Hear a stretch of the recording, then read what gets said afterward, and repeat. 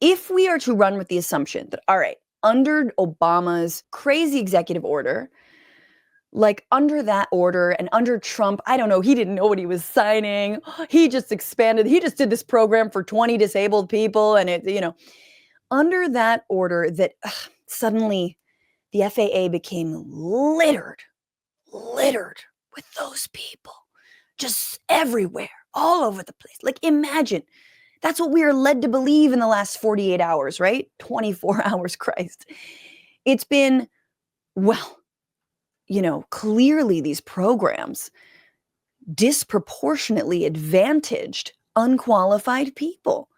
And unqualified people of color, women, what's the difference? When I say woman, when I say female pilot, I immediately think unqualified pilot.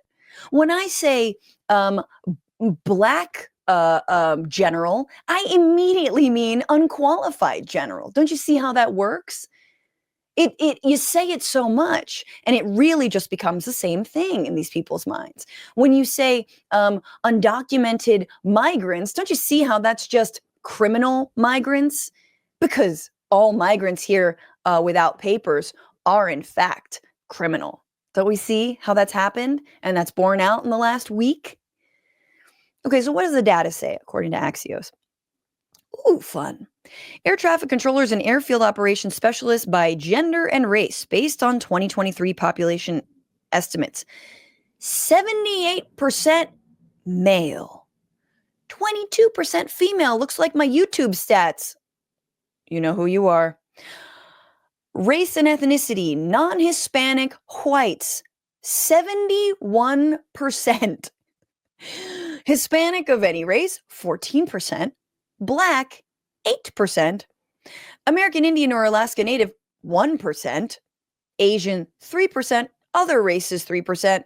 Two or more races, hello, we're gaining on you, 10%. Now, tell me with these stats that we have opened the floodgates to unqualified people just running our airspace and our landing strips, right? They're all over, all these women, mostly male, mostly white.